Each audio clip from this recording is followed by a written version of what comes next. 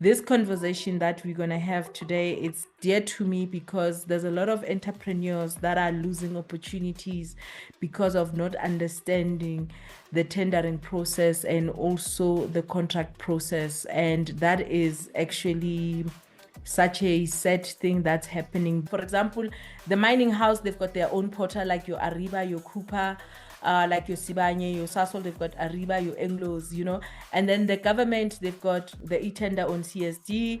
So register there. And what I also do, the other thing is every Tuesday for me, for 2 hours, I go online and Google, like I'll go to Google and say battery tenders, solar tenders or renewable energy tenders, and they come up. Level 1 does not guarantee you the contract. I think if anybody, listening to this, that really has to be a very key takeaway. Level 1 gets you into the door, right? Yes. So it will give you the transformation points that they are trying to tick as a client.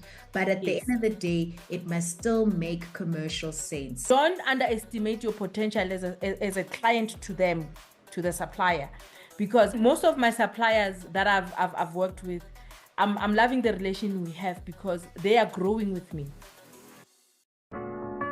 Welcome to Entrepreneurs in Energy Conversations. Real conversations about real challenges and real solutions for entrepreneurs. Welcome back to Entrepreneurs in Energy Conversations, a segment of the Energy Conversations podcast. My name is Thokozile Zambane, and I am your host. And this segment of Energy Conversations is really geared to having real conversations about real challenges and providing real solutions for entrepreneurs to be able to participate in the energy sector. In today's conversation, we will be talking about securing a contract, taking the journey from registering your business at CIPC to eventually invoicing your client and managing a contract effectively.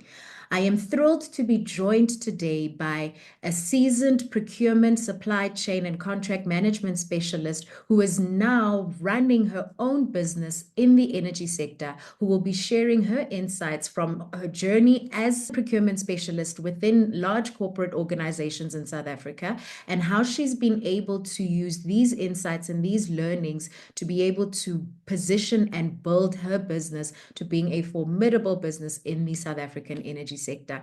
Today, I am joined by Barutile Makofane. Tell us a bit about your journey in the energy sector. Thanks, Thokozile, for that beautiful introduction. My name is Barutile Makofane, and I'm the founder and CEO of Mmasikhirikhiri Trading Enterprise. I'm a supply chain professional, and I've got experience in contract management, supply chain, inbound and outbound logistics. So that's my background. I'm currently running my own company, Mmasikhirikhiri Trading Enterprise. We are in the renewable energy space. We basically specialize in standby batteries, and we also have an added value to our product, which is the UPS system and the inverters and the battery energy storage system.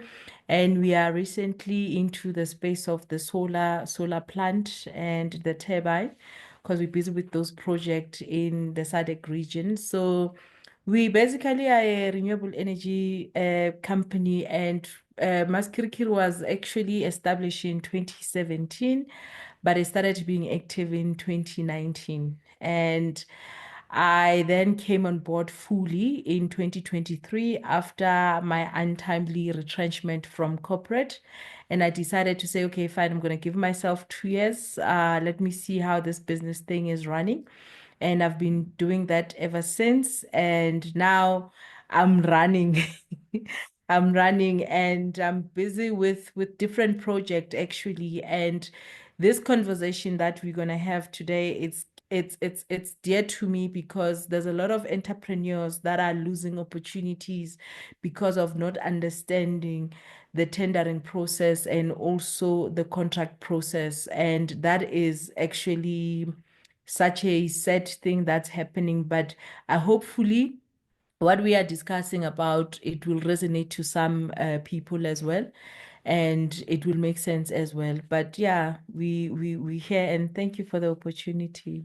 Thank you very, very much, Barutile, for joining in the conversation. Looking forward to mining you for all of your knowledge and making sure that our listeners leave this episode at least with clearer understanding and clearer direction and an understanding of how they can overcome some of the challenges and hurdles that they may not even be aware of in what's limiting them in being able to secure contracts. I can't wait for us to really dig into this conversation. It's actually the first time even for the podcast where we're having a one-on-one conversation as opposed to having multiple guests, because I really want us to be able to just dig through your process, because as you've said, you've got this experience in a strong corporate background, and working with companies such as Eskom, I think Transnet, Sasol, and understanding the monster from inside. And I think why I'm quite excited about this topic is, and this episode is now your experience having been on the side of actually doing the procurement to now being an entrepreneur on the outside, now knocking in to get those opportunities. And I want us to kick off back to basics. I think a lot of entrepreneurs and a lot of challenges when we start thinking, we're in business and we want to get these contracts, but it's so important that you first start, with the basics. And the basics are getting your house in order. And that's really then, I want us to begin the conversation just with a conversation around compliance and business readiness. And just to hear from you, what would you say, or what are the critical compliance steps that an entrepreneur needs to complete in order to be business or tender ready? First and foremost, you need to be commercially ready. So when we talk about commercially ready, your CIPC document, register, especially when you deal with SOEs, register on the CSD portal, have your CSD number, also be SARS ready and SARS compliant, have your tax number. And in some instances, you also have to have a VAT because of the amount, or because of the tender value, so to speak. So you need to get those into place. And then in the renewable space as well, you need to also look at the CIDP, because there are some projects where construction is also a key component in terms of deliverables. So you need to also register with those institutions like CIDP and these other institutions, whereby these will actually kick you start into the commercial side, where you have to do the NRESA and the SABS. So those bodies, once you are registered, pending on the project or pending on your scale up in terms of the project that you want to do. But commercial part in terms of tendering is very critical and is very important, because those are the first phase of the tender. So once you meet these requirement, commercial requirement, then you move to the next stage. So when you go into your tender process, one of the things I've picked up, because remember, as you've indicated, I've been on the other side as well, whereby I would be the reviewer of these tenders. One of the things that I've picked up with the entrepreneur is they do a rush job without actually looking at what is required, and also expiry date of the document. Because in most cases, you'll give a document that's 5-year old. You'll give a certified document that's more than 6 months old. And that is not relevant, and it's pen to disqualification. And reading your commercial part of your tender and understanding it, it's very critical for you to start the process of the tender. Thank you very much for that. And it really highlights the importance of, before going for this contract, to first get your compliance in place. So you've registered with CIPC, but there's all of these other steps and all of this compliance that you need to have in place that you've mentioned. It's SARS that you need to have, what we'll see in the renewable energy. There's also additional compliance that you can have from a CIDB perspective, but it's really just preparing yourself and ensuring that you're in the game. And one of the things that often comes up or is spoken about from as part of your compliance documents is the submission or your BE, your BE certificate. From your experience, how would you say, or how does a strong triple BE status actually impact procurement opportunities, especially in energy and infrastructure? In the energy sector, you become a magnet if you are BEE compliant, so to speak, you know. So again, also it depends because in most tenders you find that the BEE scoring is 20%, the 80% is pricing. But again, you don't want to lose points in that 20%. So you need to also understand how compliant are you BEE. Like for example, I'm 100% owned black female. So but I do not fall under the youth category. So that again, it becomes, it's not a limiting factor, but you know, in terms of point scoring, again, you get the levels and the point scoring, but you need to get your BE in place, even though it can be 51%. And again, understand what does that mean? Because you find other entrepreneurs, they just want to be compliant, but without understanding the magnitude and significance of being compliant in terms of BE. And again, one of the things, check your documents. You know, your BE, it's valid for a year. If you can afford it, you've got a body that can do it for you. If you cannot, you can do your affidavit, and you need to complete your document accordingly, even your financial year. You know, I remember I did a simple mistake. I was busy trying to register as a vendor, and I kept changing my financial year. And on my CIPC, it says this, but on my BE, it says this. And those are tick boxes that we get to lose those points. So make sure that you understand exactly your BE document in terms of completing it, especially when you go for affidavit, because when you go to the SAPS and whatnot, they just want to verify the ID, the registration, the address, and the stamp. They will not go through the document. So understand your document, because such silly mistakes will cost you dearly, because you don't want it to be non-compliant, especially when you do the SOE, the state-owned tenders, because they check those things, and it's part of the phase one of the next phase. So you don't want to fail the phase one based on your commercial, because I always say commercial is a desktop exercise, you understand? So you need to go thorough through your document. Make sure you don't send expiry date document. Make sure that your BE, it's a year old, it's 12 months. So if your BE is 13 months, you are out, because there's a lot that can happen in that 12 months. Maybe the structure has changed. Maybe you've taken on new partners. Maybe now you are fully 100% instead of being 51%. So we need to be cognizant of such, because we tend to leave those to the last minute and thinking they do not add weight to my presentation. You know, it's so irritating when you get a document and you can see the potential of the supplier, but when you look at their commercial document, everything is haywire. You get frustrated because you deal with a lot of me as a tenderer now, I know that when I'm submitting, there's 100 of us.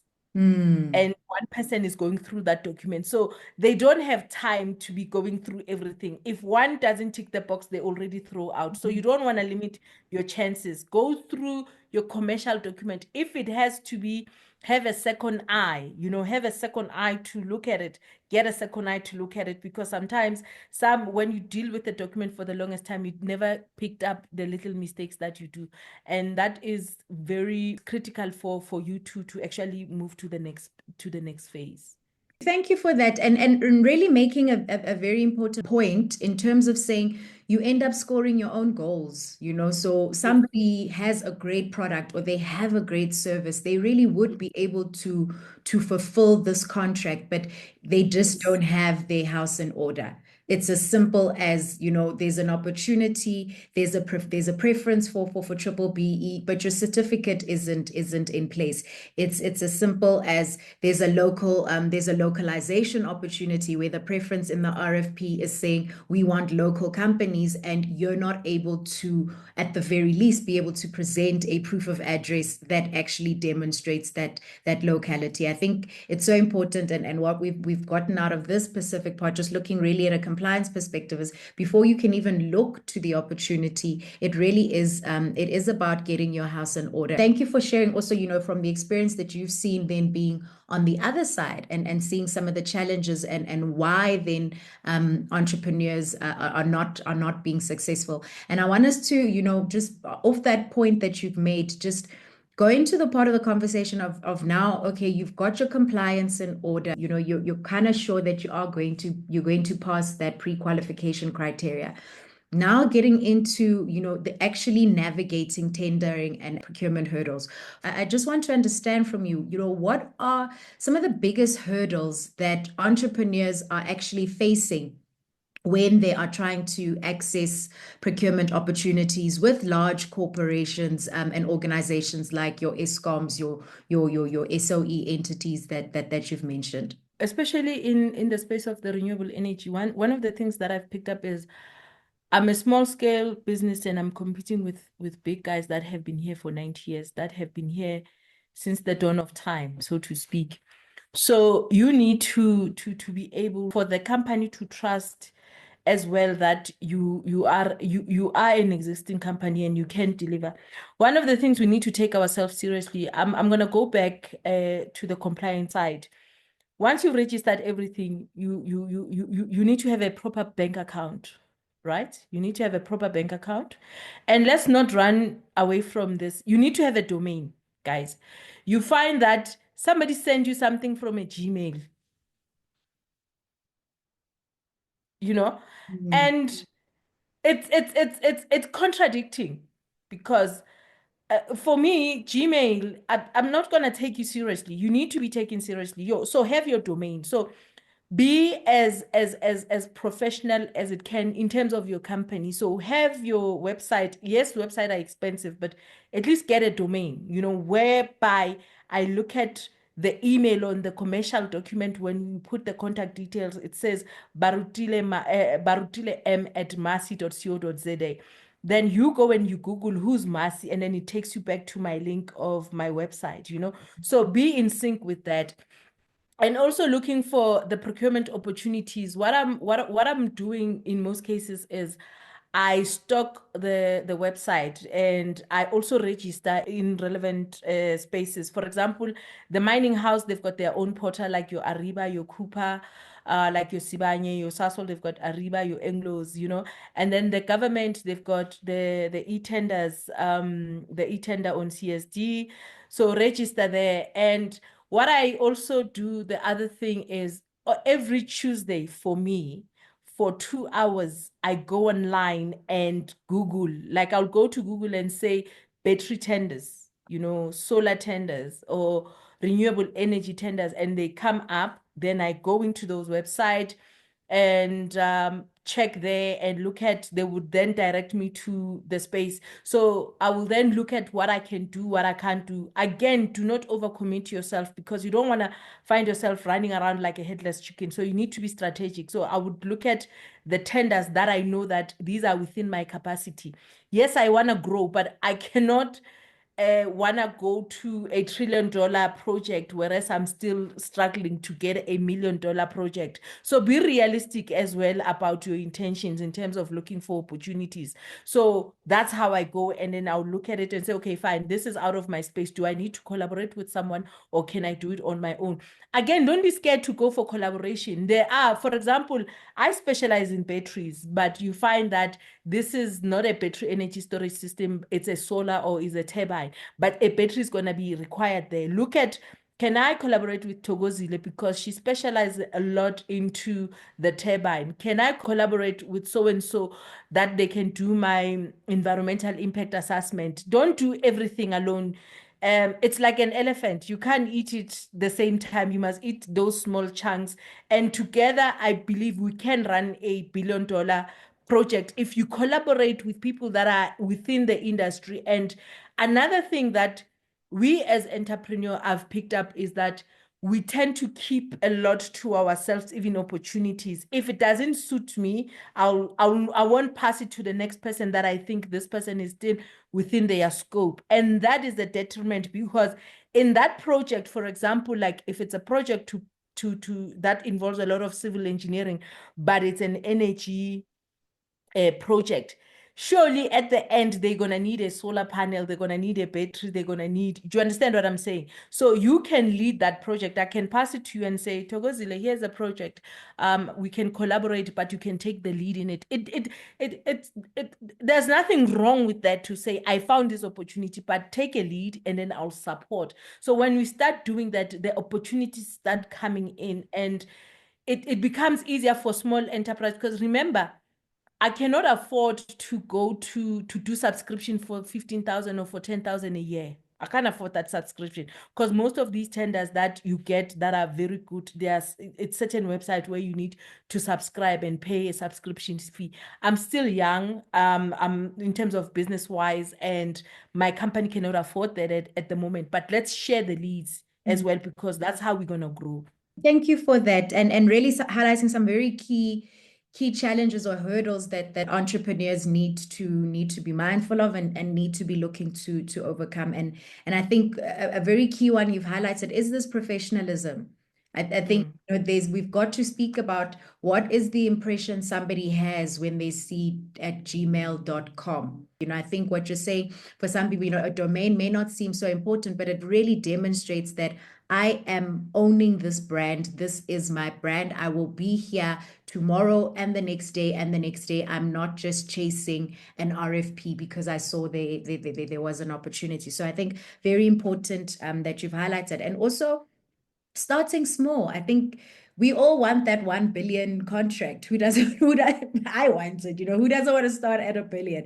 But I think I think our problem is we need to, to pace ourselves as entrepreneurs. This thing, as you're saying, I love how you're saying it's an elephant. So you take it one bite, but then, when you started at one thing, you've now built that track record. So it's just about increasing your track record as you partner.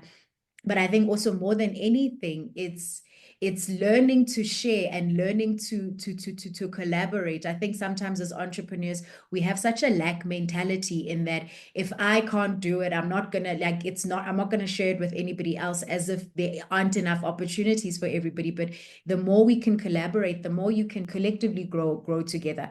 A point that you made, you'll have, as you're starting in business, you're gonna get there and you're gonna get established businesses that are there, right? So in as much as the energy sector, new sector, but there are old players in, but also because it's new, everybody is coming, right? So how then, when you now in this tendering process, how can you as a small business, how do you ensure, help yourself stand out in a highly competitive tender? Like, what are some practical tips that one could consider when applying or when putting together their bidding documents in order to really make them stand out in a competitive market?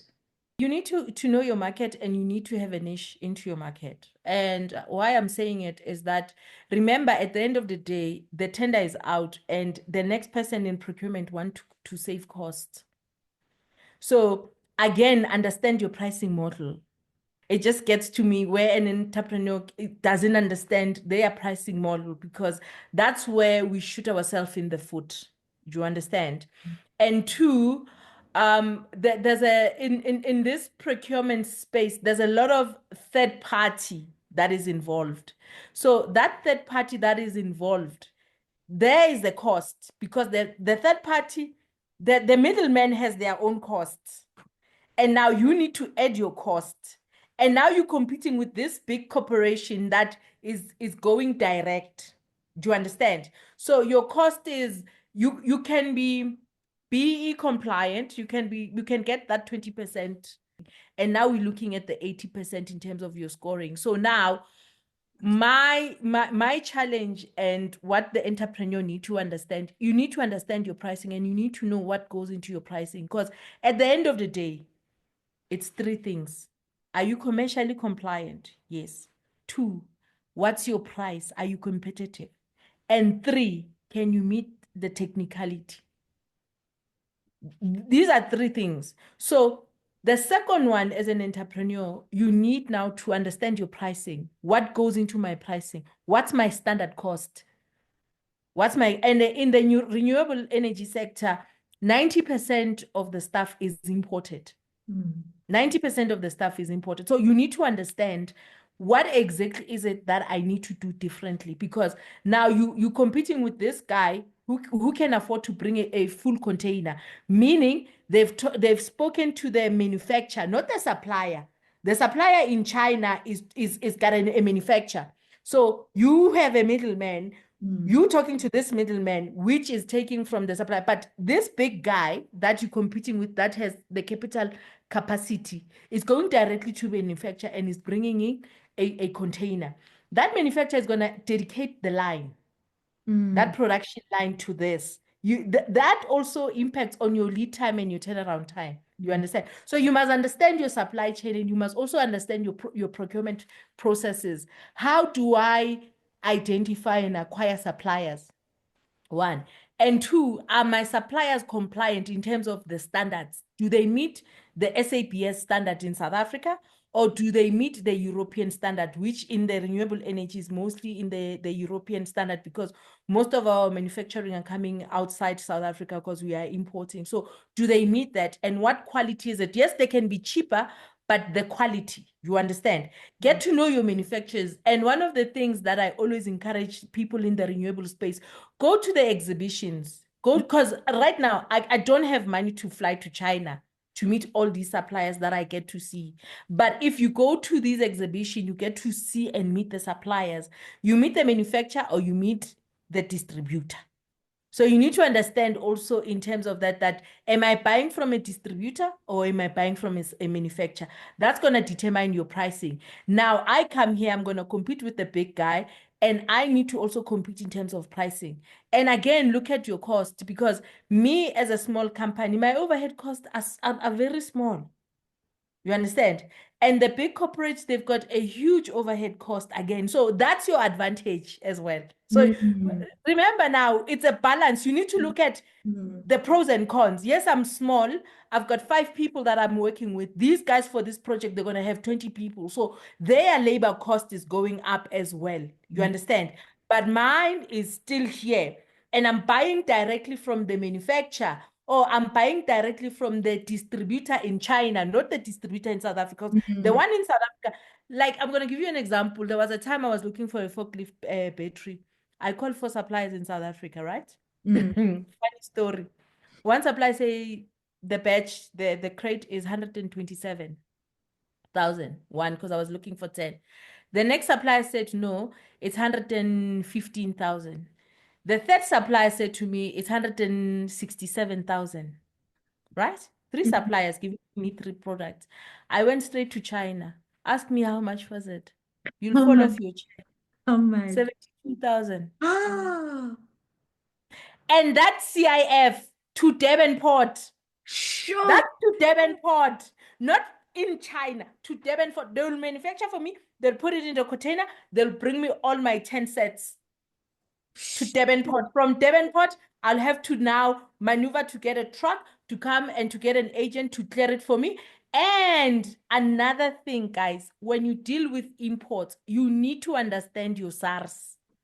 Because there's no point for me to import, whereas my SARS is not compliant, because they're going to block my shipment at the port. It's going to be there for 2 months, 3 months, because I'm running around looking for this document, that document, that document. And also find an agent that really is flexible to your needs, because remember, these agents are working on quantity. So you need to have a relationship with an agent that's going to understand that you are still small enterprise. They need to support your needs, because you're going to be more demanding as well, versus the big guy who's bringing 100 containers or 10 containers and you only bringing 1 container. So you need to manage that relationship as well, and you need to be on the ball. You need to be on the ground. So that's why I'm saying it's 70,000, almost, let's say 75,000 to bring the same product, same battery, everything. It's the same, 74,000. Tell me from 164,000. I'm already out. In that, already out. And remember, this guy has put their own markup and cost, and now they're bidding with me. Even though they can bid with 124, they're still gonna get it, because I'm way out, because it's 124. I have to put my 20% markup. It takes me to how much? Do you understand that? So understand, move in a way that you understand your supply chain as well. And I always say, guys, attend the shows. attend these solar shows. We had a solar show just now. I think it was in March at Nazareth for 3 days. And you have people that are in the energy space. Some saw me posting, say, when was the energy show? I'm like, oh my God, are you really, are you really serious right now? But Barutile, like I mean, I think in terms of the point that you're making, because you're really highlighting, and I think when we, when we think of some people get these opportunities or tenders, but you actually realize that there's fundamentally some kind of science to this, right? So one, get your compliance right, done. So you've got at least you've got commercial tick off there from a commercial Yes. compliance perspective. Now, this key point that you're making, and I love how how you're positioning this all, because it's about how do I stand out because it's highly competitive. And I think you've made a very important point because it's pricing. It's down to the numbers now.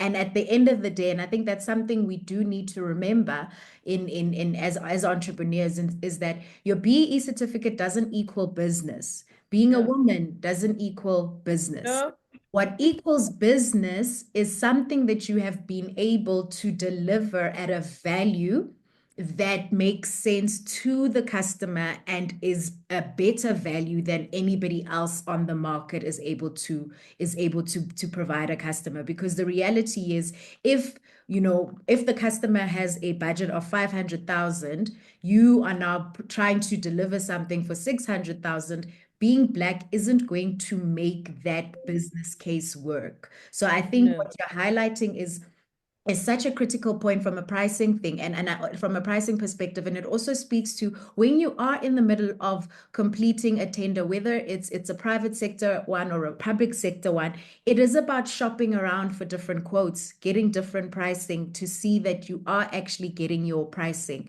But I think yeah, also what you're highlighting, and I think this is also speaking to the fact that, I mean, you currently import directly from China. It's recognizing the fact that it's then again speaks to compliance, to saying, okay, I now need to get an import license, because compliance now from a licensing perspective actually is translating into a competitive edge, because you yes, are now the equivalent of any other local participant who would be going for that opportunity. And I think it's quite a critical point, because at the end of the day, how you stand out, I think what we're saying is how you stand out to a customer is price.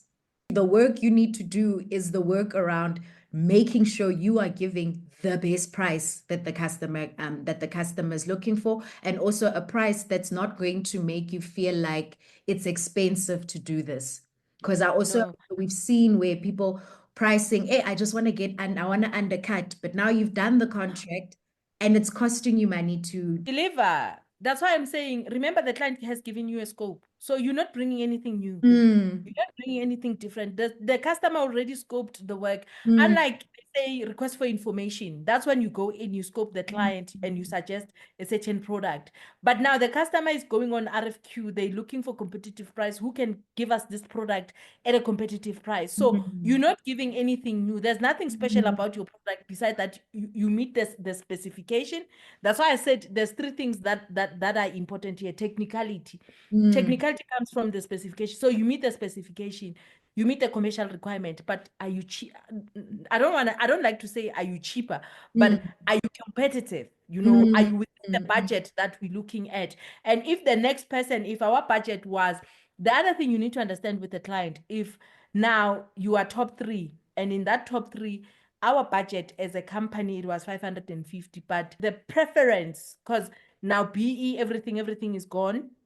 That we're sitting here, and then with this, we're sitting with a company that's level 4, level 5, and then when you are level 1, and then in that level 1 you are one of the top 3. But this guy who's a level 4 is 550 less. Let's say mm, is 540, and he's making his even. Do you understand? With all that high cost and whatnot, and then when you are 560 or 580, what's different about your product? Because it's the same. It's an iPhone. It's an iPhone mm, 13. mm, What do you understand where we need to start shifting our thinking to that, to say, no. I need to be realistically competitive. I need to do my pricing. I need to have I need to know my standard cost. What input is there? It's done. This is my standard cost. Now, when I put my markup, you need to also you have people that put a markup of about 50%. Like, make that make sense. Because again, when you've done the first phase, the second phase, the technical phase, you've done, now it's the negotiation. The client now, because they know that in the market, this price is here. And if it's expensive, we can get it at 550. But when are you giving it at 555 or 560? They say, give us the price breakdown. Give us the price breakdown. Because you have to give them the price breakdown.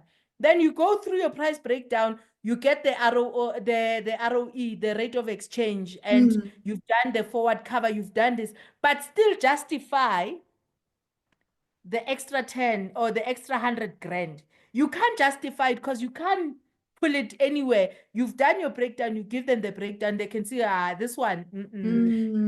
Then we are shocked now. That guy who's a level 3 has a contract, and I, level 1, I don't have the contract. And you start challenging it, and they come back to you and say, but this person was cheaper than you in terms of pricing. You tick all the box, you've got 20%. From your 80%, you score 65, they score 70. And they give you the figures, the numbers, they don't lie. So you understand where I'm coming from? And it's such a key point, and even that statement you're making, because so often people be like, yo, but me, and it's again that thing, you think level 1 does not guarantee you the contract. I think if anybody, listening to this, that really has to be a very key takeaway. Level 1 gets you into the door, right? Yes. So it will give you the transformation points that they are trying to as a client, but at the end of the day, it must still make commercial sense. It really goes down to that. So, Barutile, now let's say you've gone through this process, you're compliant, you've submitted your RFP, you went to China, you got your things directly, and now you've been awarded this contract. I think for a lot of entrepreneurs, especially at the beginning, it's like a dog chasing a bus. You're chasing it because you want to catch this bus so badly. And then you get your first contract and it's like, yo, okay, yeah, all right. All of those beautiful things I was saying in my technical proposal, they must come true now. What advice or what would you say, like, what are the first 3 things that as a business owner you think, you would say somebody must do? You've just gotten the call, here's the purchase order. What are the first 3 things that as an entrepreneur you need to be thinking of doing once securing the contract? Remember now, this is the storm. You think getting the contract was it's not the it now. Your planning needs to come to play, because remember now, you need to prove that I can actually deliver. So that's where your supply chain comes to play. You need to have all your ducks in the row. So when you do this contract, when you go through the tendering process, you also need to start kicking in your implementation plan, because obviously you're going to have a kickoff meeting for the contract kickoff meeting. Then the client will give you the breakdown. And in that kickoff meeting, you also have to bring your deliverables in terms of understanding, okay, fine, you've got, I'll give you an example. I once worked with this project. We had a kickoff, it was a 12-month project. We had to deliver batteries. And then when we went to the kickoff meeting, they said, listen, this contract was supposed to be awarded 3 months ago, or was supposed to be done 6 months ago. We are actually behind. So we are 6 months behind. What are you going to do? And you're still bringing stuff from China. So through your contract initiation or through your negotiation with your suppliers as well, you need to give them, you need to keep them, but for them to be cognizant of this fact that when I get the letter awarded, I have 30 days to implement it. And in actual fact, I have 15 days. That's how I do my things. I have 15 days to implement it. So how ready are you? Because remember, Phase 1 is done. Then we are on phase 2, technicality. Then when I move to phase 3, it's a 70%, it's a 70% that I've got it because there's other 2 that are runner up. So you need to start kicking in. Inform your suppliers to say, look, Mr. Supplier, I'm on phase 3 now. Technicality, we've passed. We are okay. So we're doing price negotiation. So how soon can you start with this product? Do you have a stock on hand in the country, in South Africa? Because most of the Chinese guys, they also have a holding storage in South Africa. Do you have stock on hand in the country? Or this is going to be a made-to-order product? It depends as well. So if it's a made-to-order product, what will it take for you to dedicate that production line? So that when you got a dedicated production line, it's much quicker because they can stop everything and dedicate it because you are meeting the minimum requirement for the supplier to dedicate that line. Then they'll tell you it's X amount of units. You're like, okay, fine. So now this is your plan.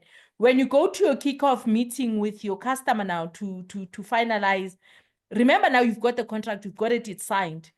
So when you go in there, first thing you need to understand is they were focused to say, okay, fine, what's your demand? They will tell you to say, okay, fine, our demand is per month. For example, I'll give you an example with that one. They said per month, we needed 500 units per month to divide respectively to different areas, but we are behind. So we are 3 months behind. So we need to catch up with the 3 months. So from the 3 months, what's your plan? Then I was like, okay, fine. So if it's 500 unit, it means I need to add 250.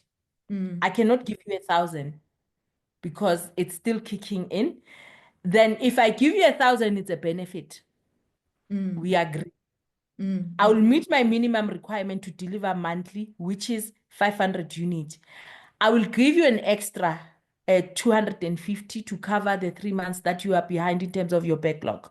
Then through the next 3 months, I'm breaking down your 3 months. The next 6 months of this contract, I'll be playing catch up and still deliver what is required. So you need to now start allocating which one a priority, because I don't want you to come back to me in 2 months to say, this area has a crisis, this area has a crisis, and now it's an emergency because I don't have stock on hand, right?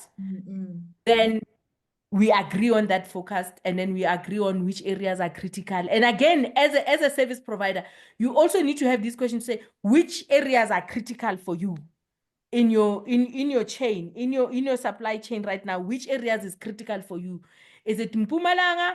Is it Durban? Is it KZN? If it's Transnet, is it the port? You need to understand their business as well when you go in to say, okay, fine, which one is the heart of this business that I'm catering to? So they'll say, no, our most critical is these areas, and these areas, they are okay, even if we give them out of the 100 they will order, even if we keep them on 30, they are still okay. So now you know your numbers. You must know your numbers. You must understand your numbers, because now it's a numbers game, because you're playing catch up. And once you leave that room, you must know that anything that is wrong, even though they are 3 months behind, you are at fault. Sure. So no, it's the truth. It's the nature of business, because I'm here, I'm looking for business. And when I go there and agree with them and say, I need your focus, they will give you focus. And then you say, okay, fine, you are 3 months behind. It's okay. This is what I'm committing. Don't overcommit yourself, because sometimes we like to overcommit ourselves. Knowing very well that I cannot deliver, you'll always put out fires, and you'll take from Peter, give it to John, take from John. You'll be playing murabaraba. No. Oh, but wait, No. the point that you're making, and that's it's it, right? And at the heart of it, before you get yourself into these messes and odlala morabaraba, is you have to firstly understand your customer, right? Thank you. You have to, so in order to, I think we're honing down to how do you actually secure this contract? We said, fine, it's pricing, it's this, but at the heart of it, understand what is your customer actually looking for and what is their business.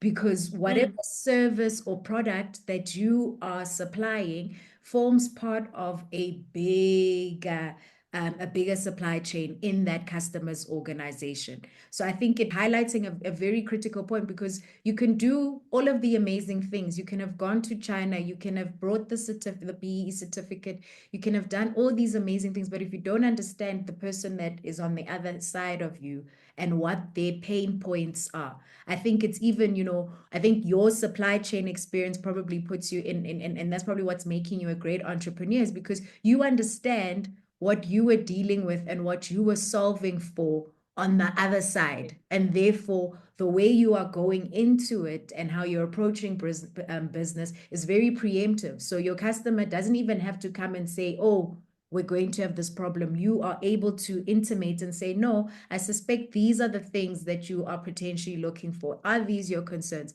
This is how I can help. We see a lot of disputes, especially, from a contractual perspective. Either there's a delays, like you're saying, there's delays because of the customer, but then it's potentially delays because of your suppliers. As you're saying, you need to deal with this supplier. And at the end of the day, you have a contract with your customer. So regardless of what's happening with the supplier, if there's a dispute, if there's a challenge, as the entrepreneur, you're the one that really needs to handle it.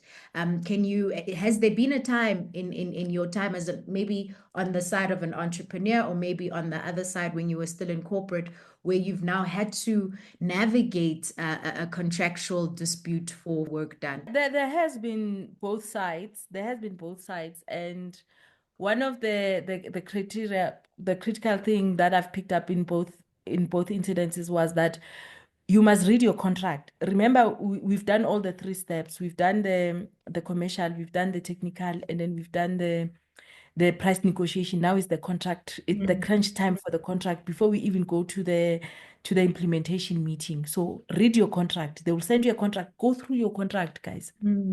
It's very critical, because we tend to want to sign the last dotted because you see those 100 zeros that are there without understanding the content of the contract. There's certain contract that will say, for example, like City of Cape Town, there's a certain contract clause there that will say, if you are behind, if you can't deliver the product that you said you deliver, we will go to the next to number 2 that can supply it, and we will buy it at number 2's price, ne?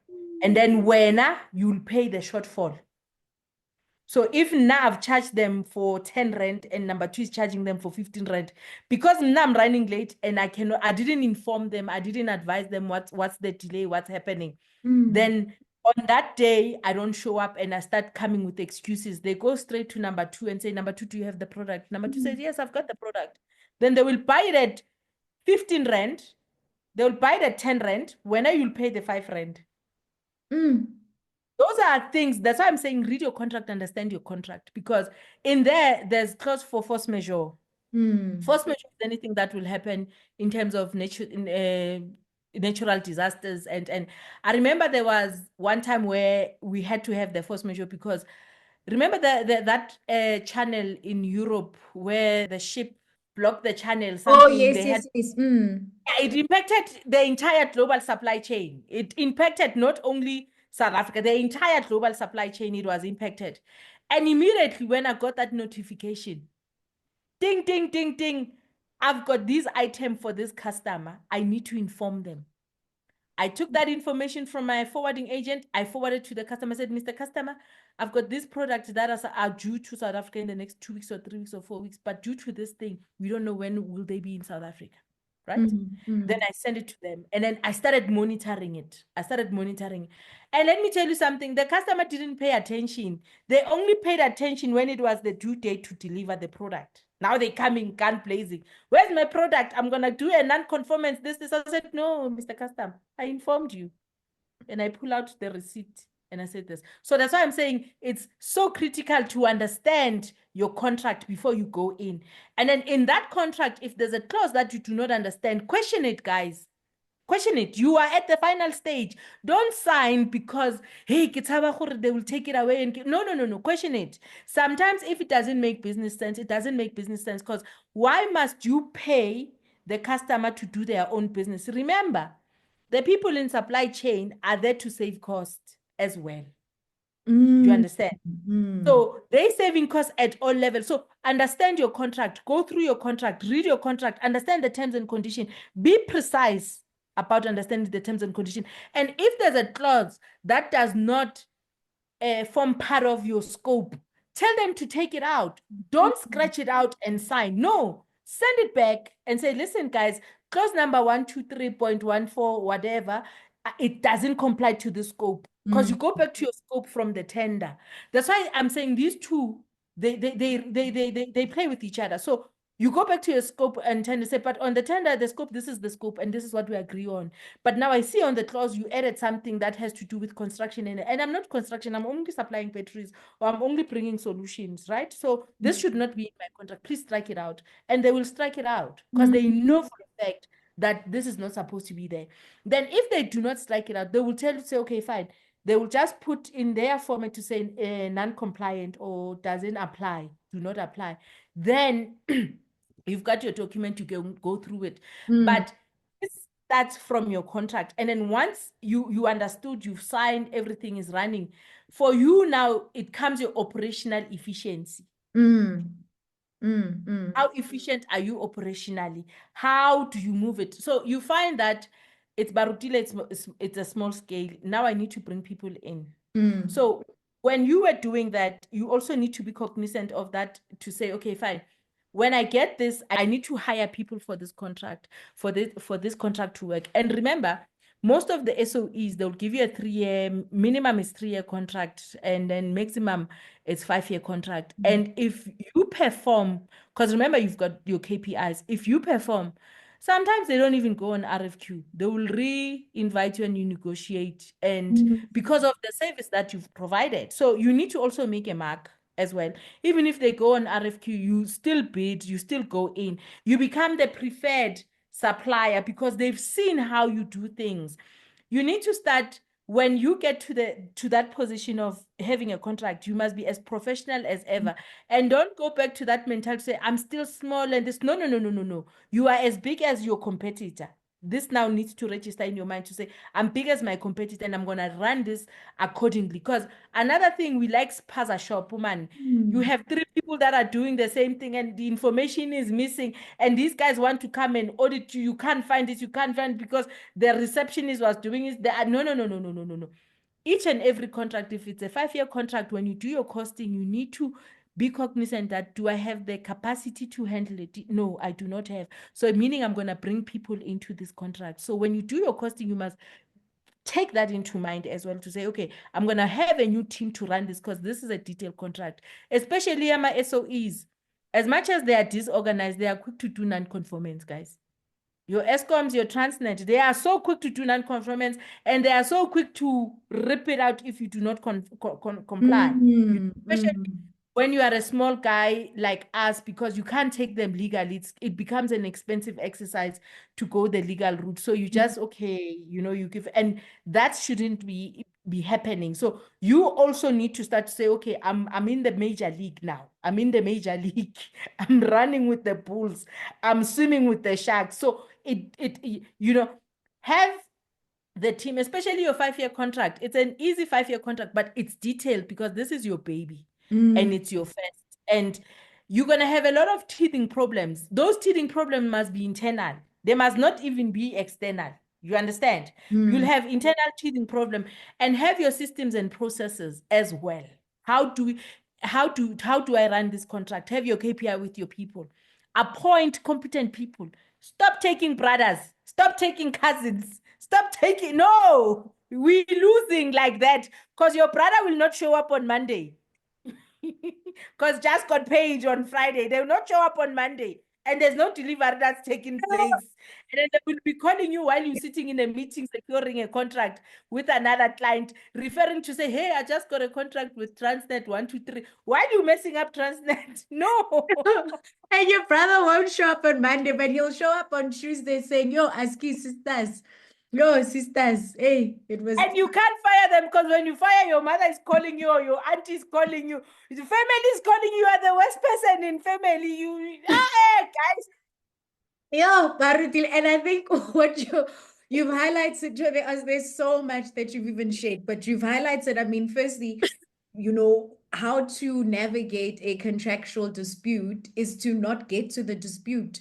And how do you not get to Thank the you. dispute? It is to understand your contractual terms. I think sometimes, like you're saying, yo, get her a contract. Hey, I've got a contract of X amount, Transnet or whoever, but then forgetting that there's clauses, there's timings, there's reporting requirements, maybe there's, inspections, there's all of these things. And I think, again, I feel like your professional or your career positioned you for entrepreneurship because you were knee deep in supply chain and contract management, and that's literally what entrepreneurship really boils down to. It looks beautiful and exciting and sexy at that signing ceremony, but the reality is the work must be done. And I think it's important then for as entrepreneurs, work for that contract, but once you have the contract, really have a clear implementation plan for how you're going to implement the contract, but also have a contract matrix or contract management document of some sort, where even if you've just taken this document and you've listed every single obligation that you have, what is the obligation on this month? What is it? So that you are able to track it and that you aren't the one that ends up being in default. I think also a key point that you've highlighted is resources. So, and Yes. that goes back to the pricing conversation. So it's not just about having the best technology and tier one technology, but it's also having the necessary resources that are going to be able to help you to finish that contract. Because at the end of the day, the resources are the ones that are now going to be client facing. And if things go wrong, you can't say to the client, "Oh no, but that's not the client's problem." When you engage with your suppliers, you need to find a supplier that's gonna support you technically, because remember, this is their technology as well, right? And then you need to understand that you need to make sure that you understand what's the supplier's turnaround time, especially in the renewable space, because there's a lot of technology software that is used, and it's you do not own it as an entrepreneur because it's their technology. So how soon can they respond to any emergency?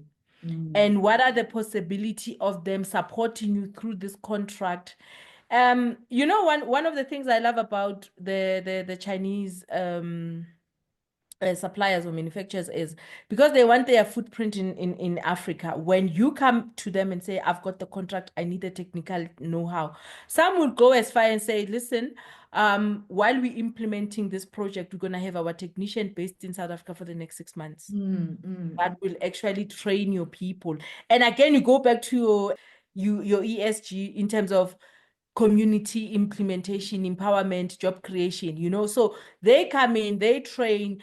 During the installation, they will train your people, your technical staff, because our industry, especially in the renewable space, it's technical. There's a lot of technicality that is required. So they will upskill your electrician, and they will assist you in terms of getting them to be compliant in terms of your product, and then you'll have a super user. So you need to also be creative as well with your supply to say, no, but instead of I also need to have my own as a super user. One of your technician or one of your engineer to be your super user. They train them. Either they can go to China. Mostly they would say, no, bring your people this side. They can spend 4 weeks with us. We'll train them to become a super user, and then they come back and train your people. And then from there, we'll troubleshoot in terms of something that has to escalate.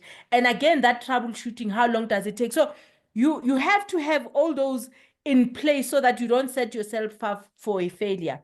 Because now remember, the big corporates, they already have that in place. They already have that in place. As much as they're importing from China, they actually have a partnership with suppliers that they can support them also in South Africa. So you need to also start thinking in that league, and don't underestimate your potential as a client to them, to the supplier. Because most of my suppliers that I've worked with, I'm loving the relation we have because they are growing with me, you know. Mm. I'm focusing now. I'm focusing on the SADC region now. They are growing with me, and they're very excited when I bring a project from Botswana or from Zambia. They get excited, like, oh, we're going, you know. And the support that I'm getting from them is very critical, and it also assist me in upskilling my people. And then again, as an entrepreneur, I'm that person. Wherever I go, I look at opportunity. So now in my head now, I'm thinking, why can't I be an assembler in South Africa for these guys? Partnership in them. Do you understand? Love it. You Love it. you understand? So, but remember, you must position yourself, guys. You must position yourself. And everywhere you go, you look at the pros and cons, and you look at how can I get to the next level. You'll not shoot up to grow. It's for me, my roadmap is 5 years, you Mm, know. So every time when a project comes in, I'm like, okay, fine. Where do I see myself with this project in the next 5 years? If I were to get it, does it move me to the next level? Does it move me to the next level? And this manufacturer as well is keen because they want their product to be visible in Africa, because there's a lot of these Chinese as well that are in Africa, but again, quality over mm, quantity. We mm. like to go for cheaper stuff without understanding the impact of it. And I don't want to get to a project whereby in the next 24 months it fails the grid, for example, and it's a Mmasikhirikhiri product. Now I'm known to bring cheaper stuff into the country, understand? So you also have to position yourself in that. And when you talk to your suppliers on the other side, talk to them as if they are your business partners. You know, when I talk to my suppliers, I'm like, look, this is the project I'm running with. Chances are, if you are good to me, and meaning when you are good to me, I'm good to my client and I'm growing, because through this client, I'm going to acquire more business. And once I acquire business, I grow. And when I grow, I might need to have a holding storage here. And I might need you to actually do assembling here, because the product is in so much demand that I don't need to wait 4 weeks, 8 weeks from a shipping liner to come this side. So we can start doing it here. And how about we do a JV? Those are conversation that I'm having with my suppliers as I sit with them and say, look, come in, I'll be a 55% owner. It's a JV, let's see. And they get so excited. Like this morning, I just confirmation with these guys in terms of the EVs. They are so excited because I'm like, okay, I'm thinking the EVs, and I met them at the solar show, and they were like, no, we are good. And now the man is stalking me. He's like, no, when are we having the meeting? Barutile. But I think you and I could probably have this conversation is so important. I think it's so important on so many levels. The insights that you have shared have just been phenomenal. I'm sitting here thinking, oh, we need to do something else. We need to talk more, I think, as entrepreneurs. We need to, maybe it's an entrepreneurs clinic. We're all coming to talk about our challenges. But I think for me, myself, like me personally as an entrepreneur, I've just learned so much just listening to you and hearing what you've been able to build in a very short amount of time since you leaving corporate. And especially, like, I think what, getting excited to hear things like, I mean, you're in SADC. You are an energy entrepreneur operating in SADC. Like that's a big thing. So you've been able to really build something beautiful, which I think will really be something sustainable. And like you're saying, you're in Zambia, you're in Botswana, you're doing, or you're importing from China. Like you're actually running a bit of a global business if you look at it that perspective. And I want to just close off this conversation and just get some advice and some reflections from you and hopefully this can be the final gems that an entrepreneur is listening to can get from this conversation. But having built this business, like you said, you started initially, I think you registered in 2017, officially got hands-on into it, and now we're in 2025 and you are operating in 3 different countries. What would you say were the 3 most critical decisions that you made that you think have really helped or pushed you into growth in the energy sector? Remember, I was in corporate. I used to work for a battery manufacturing company and as a contracts manager for your Eskom, your Transnet, and whatnot. So I got the privilege of sitting in critical meetings with these clients and saw the challenges that they're experiencing. And then one of the things as a service provider to them at that time is that I felt that we were not giving them the full capacity or the full attention that could had made us even greater, you understand, because of on this side there was a lot of red tapes, a lot of things that kills a business is red tape and leadership. You know, so if you've got a leader who's not flexible and who doesn't look at the bigger picture, instead of having a tunnel vision, it will kill the business altogether, because by the time I left the corporate job, they had closed the standby plant, Sure. and which the demand is huge, you understand? And for me, it gave me an idea to say, okay, I'm giving myself 2 years. Let me try this entrepreneur thing and perfect it from how I was doing it on the other side, because this now I'm calling the shots, right? I'm calling the shots. And my plan is to become a manufacturer in South Africa and to Africa. That's my plan. Who doesn't want batteries, guys? Who like, even if you don't need it, we need electricity, we need power generation. So I look at it in that space, and when I saw the lack of those were opportunities for me. And one thing I'm grateful about the corporate as well, it had trained me to think in a corporate setting, but my entrepreneur skills is coming in and it says, no, now we upping the envelope, you know, we pushing it. We're pushing it a bit further. So you need, I always say, entrepreneurs are psychos or they are mad. Because no one in their right mind would do what we do. But because of the passion and seeing the lack of opportunities in the corporate sector as well, and also the dynamics that are involved, and you see that what I'm doing here, Thokozile, is what I could have done in corporate, but because I was limited. Do you understand? I was limited, and I was like, okay, it's fine. I think it's time to try this. And I gave myself 2 years. And guess what? I'm not going back. Because I've seen what can be. I never thought I can have an import permit. I have an import permit. I never thought I would be able to deal directly with these suppliers, but I am dealing directly with suppliers. So one of the things as an entrepreneur, do not limit yourself. That's my take out of all of my experience I've had. Because the minute you limit yourself, you will not grow. You understand? And there's no project that's bigger than you. It's just how you handle it and how you look at this opportunity, like your collaboration and whatnot. You understand? So it's be brave and take risks. Some will not pay out, some will destroy you, but learn from it. You are like a child, you crawling, you wake up, you dust yourself, you run again, you know, you'll end up running the comrade, so to speak. I like to think I'll run a comrade one day. That's how ambitious I am in life. I'm gonna run it vicariously through you.